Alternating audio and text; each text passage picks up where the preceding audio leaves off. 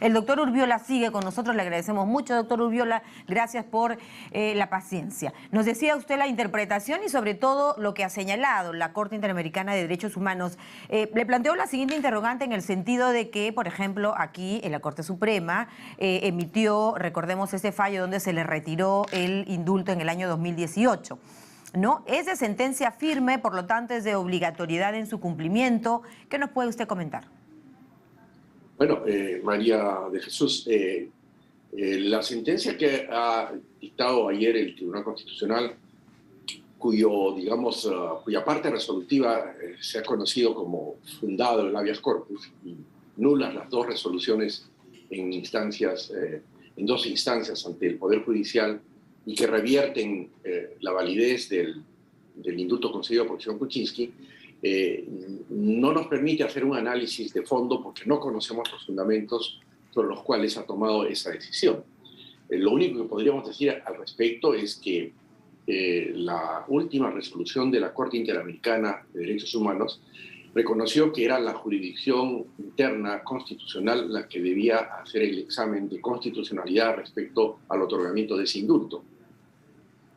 Y el habeas corpus, que se presentó ante la jurisdicción constitucional y que en última y definitiva instancia ha llegado al Tribunal Constitucional, ha permitido que se declare la nulidad de esas dos resoluciones emitidas por el Poder Judicial al nivel de la Corte Suprema y que anularon el indulto.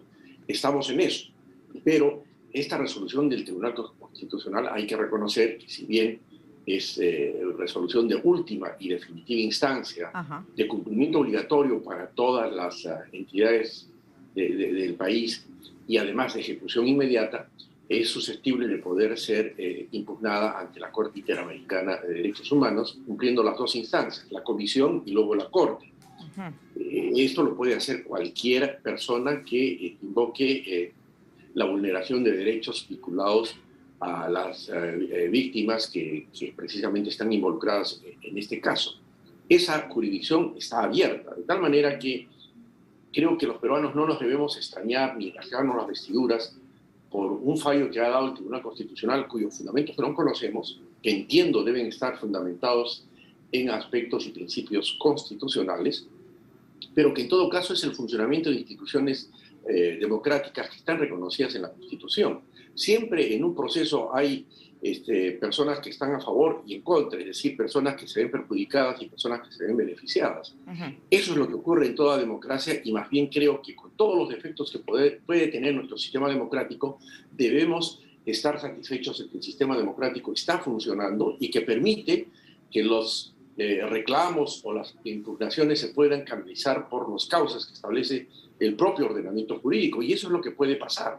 Perfecto. Lo lamentable sería de que se altere este ordenamiento jurídico, cosa que no debe ocurrir, y creo que la invocación o el pedido que ha hecho el señor presidente del Consejo de Ministros de que desaparezca el Tribunal Constitucional es absolutamente irresponsable, porque creo que aún en el supuesto de que este fallo del Tribunal Constitucional sea erróneo, creo que existen los mecanismos para poder enmendar esta situación, y además los errores que puedan cometer quienes integran una institución como el Tribunal Constitucional no pueden dar pie a que se invoque la desaparición de instituciones.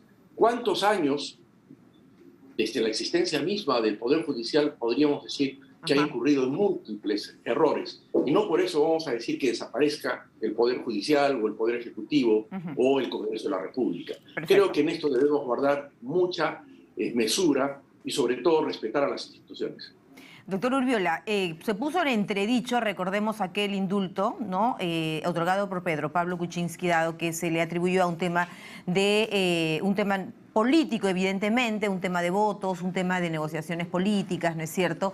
Y en tal sentido, luego se revocó esta orden el año 2018 por parte del Poder Judicial.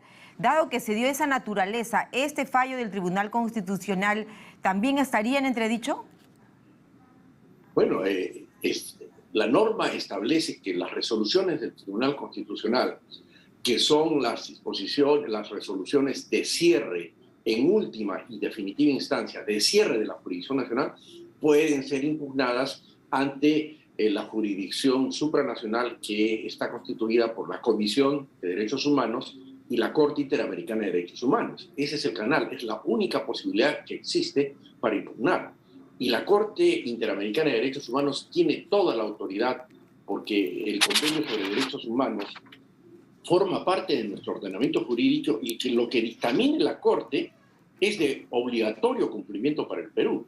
La Corte no se ha pronunciado en la anterior oportunidad, en el 2018, sobre la nulidad o validez del indulto. Lo que dijo es que esto debía ser analizado en la jurisdicción interna constitucional, cosa que a criterio del Tribunal Constitucional ha considerado de que los jueces de ejecución penal que se han pronunciado sobre la nulidad del indulto no son los que debían haber analizado y efectuado el control de constitucionalidad y convencionalidad de ese indulto. Y parece que ahora lo ha hecho. Entonces, estamos en esa situación, pero esa no es definitiva, porque este fallo puede ser impugnado ante la Corte Interamericana de Derechos Humanos. Claro, lo que quizás tendríamos que aclarar, doctor Urbiola, es que para muchos este tema de la Corte es como una cuarta instancia. ¿Es así? Exactamente. Bueno, en rigor sí. El Tribunal Constitucional es la jurisdicción de cierre de la jurisdicción interna. Pero en materia de derechos humanos, y este es un tema de derechos humanos, la instancia definitiva es la Corte Interamericana. Correcto. Perfecto. ¿Y es vinculante? Vinculante, y María de Jesús, le digo tan vinculante que en el supuesto de que la Corte vea un caso en el que considere que la disposición constitucional del Perú, es decir, alguna norma que está contenida en la Constitución, es contraria a la Convención de Derechos Humanos, la Corte podría ordenar que la Constitución del Perú se adecue a la Convención y lo puede hacer obligándolo, como lo ha hecho ya con otros países. Claro. Lo hizo con Chile, por ejemplo.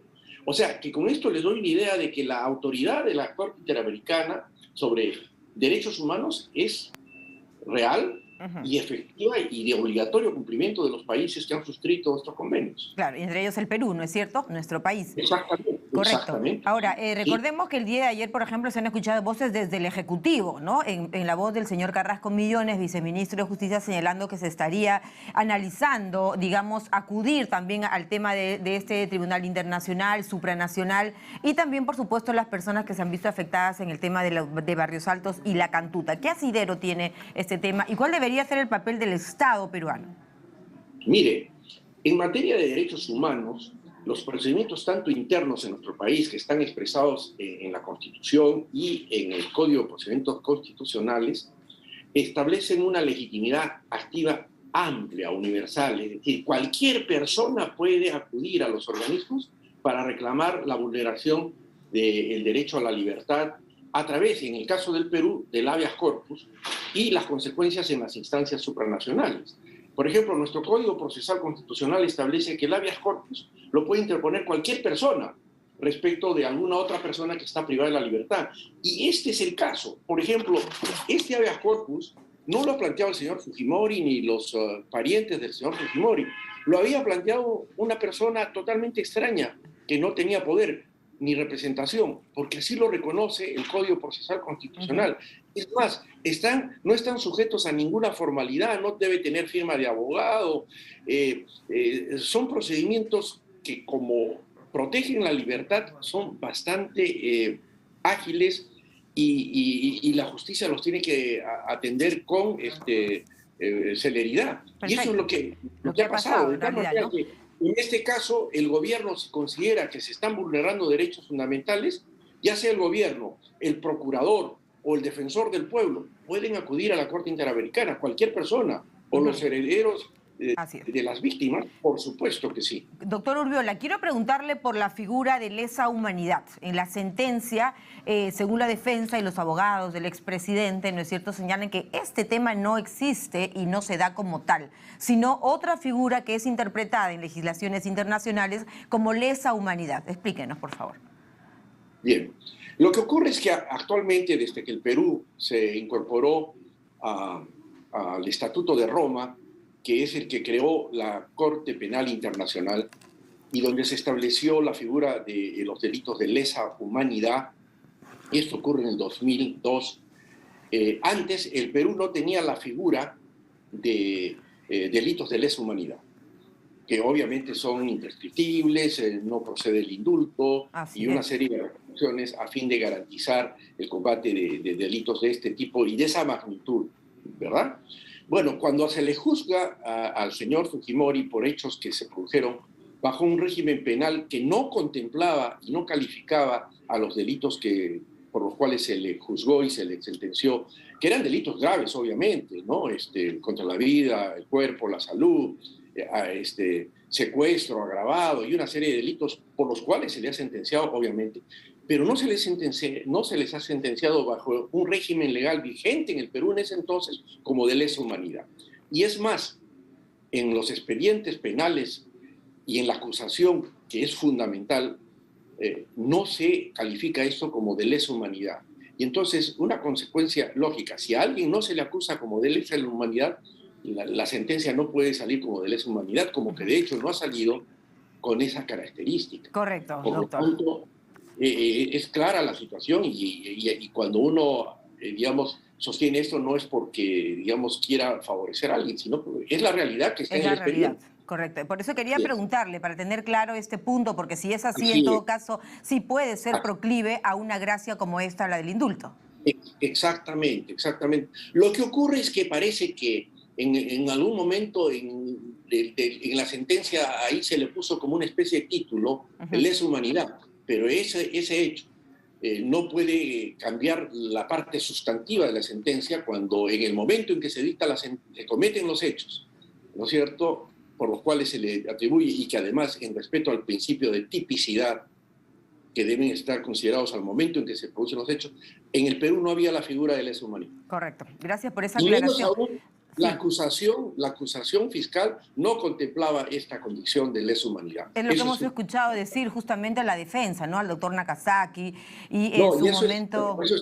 eso está en los expedientes, ¿no? O sea, que no podemos torcer la realidad y creo que en todo caso, me imagino que el Tribunal Constitucional, en la sentencia que se ha dictado en mayoría, está considerando esa situación. Ese tema. Dijo usted de inmediato cumplimiento. ¿Qué tendría que pasar en todo caso? Bueno, el inmediato cumplimiento no quiere decir que en la tarde podría estar libre el señor Fujimori, sino que nadie podría interponer apelaciones y articulaciones que impidan la ejecución de esa sentencia. Claro está que para que se pueda, digamos, disponer ya la inmediata libertad, tendrá que pasar por un proceso jurisdiccional administrativo que permita que primero se firme la sentencia, se cuelgue en la página web del tribunal y además el expediente pueda regresar al Poder Judicial para que el Poder Judicial, por conducto regular, lo entregue al juzgado de ejecución, que es el que debe ordenar la excarcelación, cursando el oficio respectivo al INPE. El no haber cumplido con los temas de la reparación civil, digamos, ¿cómo queda este punto dentro de todo el caso? No, la sentencia seguramente está disponiendo la excarcelación sin ninguna condición, que en todo caso tendrá que exigirse por conducto regular y en procedimientos distintos. Aquí solamente se dispone la libertad. Pregunta Ahora, final, doctor. Discúlpeme sí, usted por digo, el tiempo. ¿Es legal para usted, para el doctor Óscar Urbiola, expresidente del Tribunal Constitucional? ¿Es legal? ¿Tiene todas las condiciones del debido proceso? ¿Este fallo del TC? mire, a los médicos no se les puede exigir que puedan hacer un diagnóstico sin tomar el pulso, la presión y las condiciones personales o físicas de un paciente. Y a un abogado no se le puede pedir opinión si es legal o ilegal, constitucional o inconstitucional, sin ver el expediente y sin analizar la sentencia que no conocemos. Lo que conocemos es simplemente el fallo final, pero me gustaría saber los fundamentos para decirle si efectivamente es legal.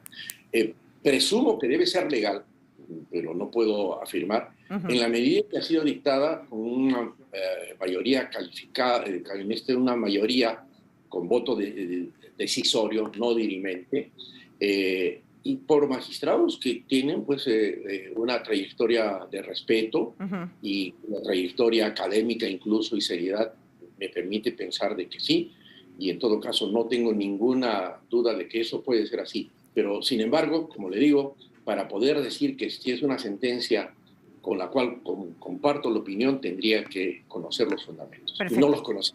Aún no. Gracias, doctor Urbiola, como siempre, muy gentil por este contacto.